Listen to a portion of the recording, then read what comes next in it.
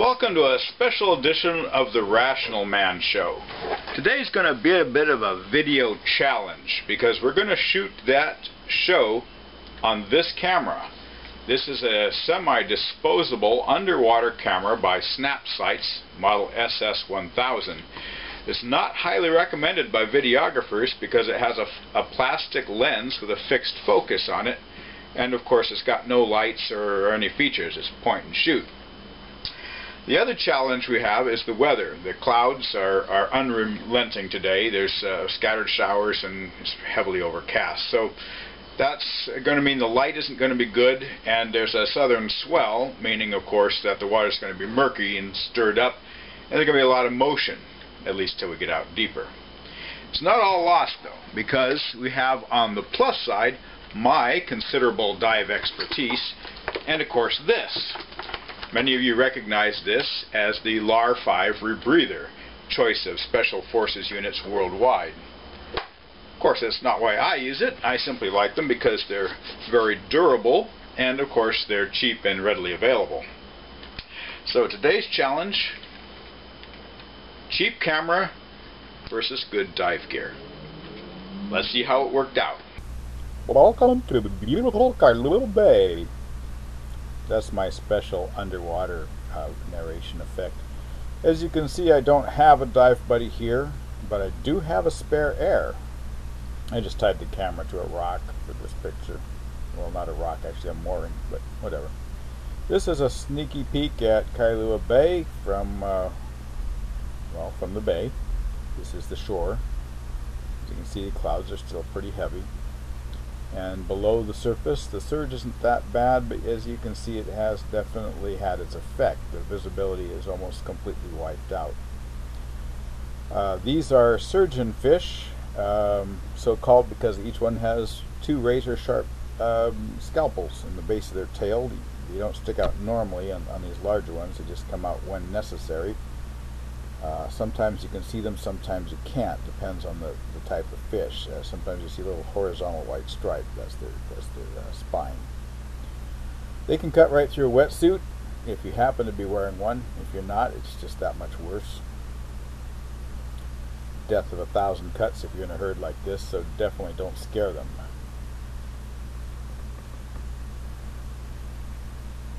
By the way, I figured out this camera doesn't have sound. This is narration. Oh, those are goatfish. You can see the eye spot, which will disappear like that, poof, when they get into a proper school. And it's kind of too bad that this camera didn't have sound, because right now the Atlantis, the submarine, was operating pretty close to where it was, and you could hear its thrusters continuously operating during the course of the dive. Now, Jacques Cousteau often referred to the underwater world as the silent world, which was actually a big misnomer, but it's easy to understand his mistake, because when you're on open circuit, that is regular scuba gear, you're blowing bubbles out into the water, and you can really hardly hear anything else. But if you're on a rebreather like this, it's so quiet, you can definitely listen. This is called a vana, or a spiny sea urchin. Now, legend has it if you get these embedded in you, you should piss on it. That's rubbish. I've got so many of these in me from time to time, it's just not even funny. But you know what? You piss on them, you don't piss on them, it just dissolves in a couple hours either way. You see the water's a little clearer out here at the depth. Keep in mind I'm on a pure. I'm actually limited out 45-50. I'll tell you 20, but there's a special trick that most of you special divers know. These are some lined butterflies. They're nice, highly prized in aquariums. Never saw the point of keeping an aquarium myself. And you can see in the background some of those orange striped surgeons eating the coral. Later on, I think we have some parrotfish also eating the coral. Basically everything, you know, eats the reef or some part of it. Unless you're a pelagic fish, in which case you eat reef fish. You can see some gigantism in those ones. Okay, never mind. These are your basic raccoon butterflies. You see a couple of saddle wrasses there, endemic to this area, a couple of goatfish, some many bar goats, and yellow tangs, which are found throughout tropical waters. They tell me they are the most chrome yellow here in the islands. And a couple of millet seeds right there by the goatfish. Millet seed butterflies also endemic. About a third of Hawaii's fishes are endemic because there was great isolation to from the rest of the world. Now, you'll notice I'm sitting in a little sandbank next to the reef. That's because if you sit on the there's a little trumpet fish back there. If you sit on the reef, or if you touch the reef or bang it with your tanks or whatever, you actually do it some damage. You can actually kill the little polyps that form the reef. And the majority of the reef is very thin. Only the outer 1/8 of the coral head itself is actually alive. So, as you can see, it takes a while to build up to a big giant coral head. And you see this fish in the back, this black durgan with the ripply fins. That's called, and there's a peacock grouper, but it's too dark to see his spots. Yeah. So here's a fair-sized coral head there, kind of a biggie. Now I can hear something approach, but because we're underwater, hard to tell which one it's coming from. Point the camera up and see if I can hear it, and there it went. Doppler effect. This is a puffer fish, one of many sorts of different puffer fish. You can eat it, it will kill you. And those little blue and yellow fish are cleaner wrasses. And here's a 4-spot. See, there's the other two. A couple of 4-spot butterflies. I probably would have called them 2-spot, because you don't see both sides at the same time. But I didn't get to name them. These cleaner wrasses also have some red on them, but you can't see them at depth. Red is one of the first colors to go.